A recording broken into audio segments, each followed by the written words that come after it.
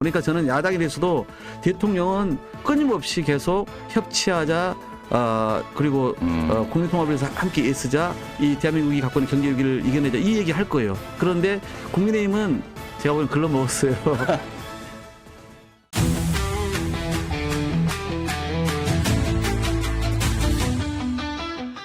자, 지금 정청래 당대표 엄청난 카리스마를 뽐내고 계십니다.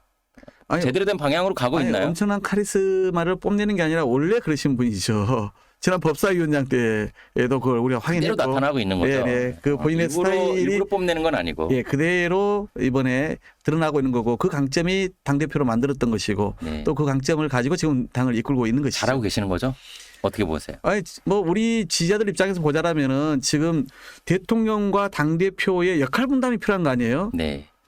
뭐 배드캅, 국캅 얘기하는 것처럼, 그러니까 대통령은 이 국가 경제라든가 국민 통합이라든가 외교 안보라든가 이런 것에서 좀 더 이 국가적으로 우선적으로 챙겨야 될 일에 대해서 이 행보를 취하시는 게 마땅하고요. 그러나 지금 아직도 이제 윤석열 정부의 그런 소위 내란 계엄이 청산되지 않은 상황에서 그런 것을 좀 말끔하게 국민들이 보기에도 잘 청산되었다라고 할 그런 정도까지 이 역할, 그다음에 잘못된 그 권력의 남용에 대해서 바로잡는 일, 이런 것은 당대표를 중심으로 당연히 해야 되지 않겠습니까? 그 역할이 그러면 국민의힘 해산, 그리고 검찰개혁, 사법개혁, 잘못된 것들, 소위 거대 권력기관들의 어떤 남용된 부분들을 바로잡는 그 역할이 포함이 되겠네요. 그건 국민의힘에 대해서는 어떻게 보시나요? 해산. 그러니까 예를 들어서 그런 이 검찰 또 사법 언론 뭐 이런 개혁은 사실 이 국정 과제도 담겨져 있는 겁니다. 네네. 그러니까 그걸 누가 더 이제 우선적으로 또 주도해서 하느냐, 이런 차이일 뿐이죠. 네네. 검찰 개혁에 대해서 제가 드릴 얘기가 있습니다만, 사실 어제 저녁에 지도부와 대통령이 하신 이야기는 이미 제가 대통령께 네네. 그동안 이 대면 보고를 통해서 정부 조직 TF를 맡은 네. 위치였으니까 그런 이제 방향을 접근하자는 게 맞다라고 말씀을 드린 바 있었거든요. 네. 그리고 이제 지금 말씀하신 것처럼 대통령께서 국민의힘은 그래도 협치하자고 계속 끝까지 손을 내밀어야 되지 않겠습니까? 제가 원내대표 때 윤석열 대통령은 어떻게 했습니까? 이재명 대표가 당시에 소위 영수회담을 하자고 했을 때 제가 들은 얘기가 있어요. 외국 가서 순방 갔다가 들어오기 전날 함께 순방 간 사람들하고 저녁 자리를 가지면서 네. 누가 그래도 가서 첫 예산이고 하니 야당 대표 이재명 대표를 만나야 되지 않냐라고 얘기를 했을 때 내가 뭐라고 답하셨다? 지금 계속 그걸 거의 강권하니까 내가 거길 그 사람을 왜 만납니까 하다가 화장실 갔다 온 사이에 또 얘기를 하니까 이러더라는 거예요. 만날게 그랬더니 예? 그랬더니 뭐 이유를 얘기해 보세요. 딱 얘기하니까 그럼 만나죠. 대신 구속되기 전날이요.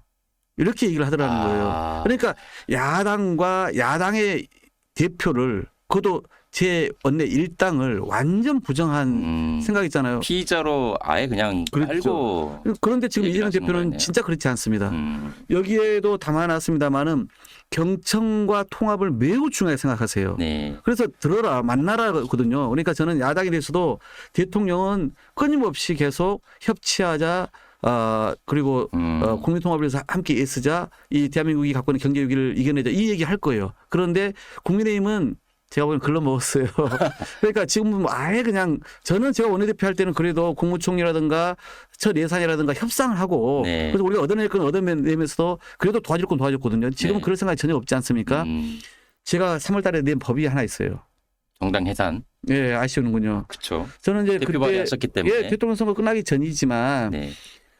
이런 거죠. 진짜 잘못했으면은 정당 스스로 먼저 개혁을 해야 돼요. 그게 뭐냐? 과거에 차떼기로 기업돈 뭐 소위 수백억을 받아가지고 수천억인가요? 받아가지고 결국 그때 그래서 박근혜 대표가 당사 팔고 연수원 네. 팔고 그다음에 당명 바꾸고 뭐 당 지도부 다 바꾸고 하면서 천막에서 당사를 지내면서 석고대자는 모습을 보여주기라도 했지 않습니까? 그때는 자정 능력이 있었다. 그렇죠. 네. 근데 지금은 그런 게 없잖아요. 오히려 이번에도 탄핵에 반대했던 사람이 당대표 될 가능성이 너무 많지 않습니까? 그러니까 첫 번째 그게 안 된 거예요. 자성으로는. 자기 반성으로는 안 되는 거예요. 두 번째 뭡니까?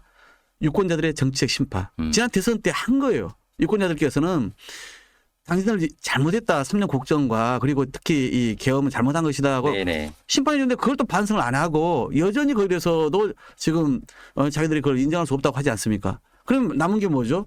세 번째가 법률에 의해서 특히 헌법에 입각한 그건 정당이 대한민국에 필요한 정당이냐 아니냐 유언을 했냐 안 했냐를 가지고 헌법재판소가 심판하게끔 맡겨보는 거거든요. 네. 그래서 그 법을 제가 냈죠.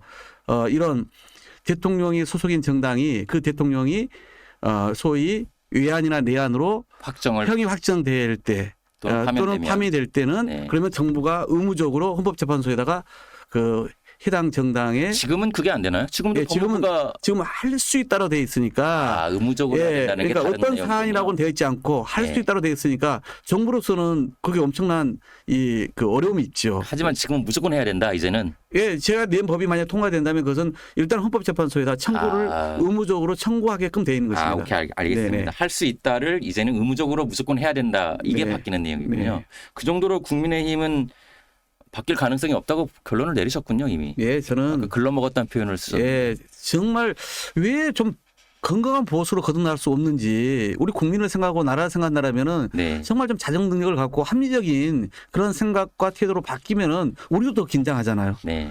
오히려 저런 모습이 정치는 우리에게 반사이익입니다. 그 민주당도 오히려 야 저렇게 망가지고 반성 안 하니 우리로서는 오히려 더 우리 중심적 사고를 할 수가 있는 거예요. 그러니까 서로에게 도움이 안 되지 않습니까? 국민 입장에서는. 내년 지방선거도 이제 다가오고 있어요. 사실상 네. 뭐 이제 정청래 당대표가 당권을 장악을 하시겠지만 하고 있고요 이미.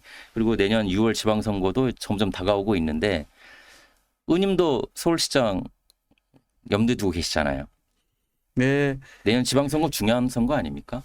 물론요. 더구나 서울은 네. 예, 오세훈 시장이 4번 했고 지금 5번 했고 내년에도 또 예, 준비하고 또 계시- 도전한다는 네. 이야기도 나오지 않습니까? 서울이 6위예요. 옛날 1000만 도시라고 했잖아요. 네. 지금 940만 명.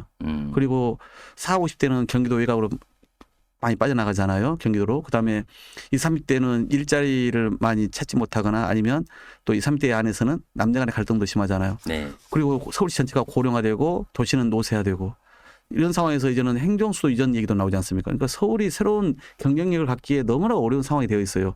이걸 방치해서는 안 된다라고 생각이 컸는데 주변에서 저에게 이제 그런 결단해라 그리고 도와주겠다는 분들이 생각보다 매우 많습니다. 그래서 네. 저도 그런 차원에서 좀 서울을 위해서 내가 쓰임새 했다라면 모든 그동안의 제 역량, 뭐 원내대표하고 국회 예결위원장하고 또 이재명 대표와의 어떤 그런 호흡을 맞춰왔고 서울에서 사선했던 그런 경험과 노하우 그런 역량을 쏟아부어야 되는 것이 아닌가라고 생각을 하면서 의견을 네. 듣고 있습니다. 당내에서도 지금 서울시장 후보로 거론되시는 분들이 많아요. 전현희 최고도 네. 계시고요. 그다음에 박주민 의원도 계시고 홍익표 전 의원도 계시고 또 계시고 네. 또 최근에 제가 이제 저의 레이더망을 가동해 보니까 우은식 의장께서도 살짝 원식 의장은 아니시고요. 그래요? 제가 지난주에도 뭐 저녁에 만나서 얘기 좀 충분히 나눴는데요. 그런가요? 네. 제가 살짝 들었는데 아니군요. 네. 왜냐하면 시기가 안 맞습니다. 안 맞다고요? 내년 임기가 그렇긴 5월 하네요. 말까지잖아요. 네. 민주당 후보는 4월 중순에는 그쵸. 석달 선출을 해야 전에 되는데요. 90일 전인가요? 6월 3일이 지방선거이기 때문에 네. 아마 4월 중순에는 선출을 해놔야 되지. 그렇군요. 예. 그런 얘기가 그리고 살짝 이제 들렸는데. 그런 임기 문제뿐만 아니라 그쵸. 예, 다른 또 지금 뭐 말 그대로 개헌을 또 해야 한다는 생각도 계시고 또 네. 그 우리 이재명 정부의 이제 지금의 그 국회 입법부의 이제 수장으로서 네네. 그 역할도 매우 중요하다고 생각하고 계세요. 알겠습니다. 뭐 이제 그게 중요한 건 아니고 아무튼 이제 의원님께서도 그런 생각과 그런 어떤 필요성, 서울시 어떤 중요한 위치를 알고 계시기 때문에 이제 도전을 하시는 건데 다른 후보에 비해서 제가 어렵게 모셨기 때문에 짧게 여쭙게요. 다른 후보에 비해서 나는 좀 뭐가 다르고 어떤 열정이 있다. 이걸 짧게 한 말씀 해주신다면 왜 서울시장 후보로 내가 나가야 되는지. 제가 그래도 당에서 예를 들어 을 지키는 민생 실천위원장이라든가 그다음에 국회에서 예산결산특별위원장이라든가 이런 걸 하면서 네. 되게 약자에게 힘이 되는 실질적 성과를 많이 냈습니다.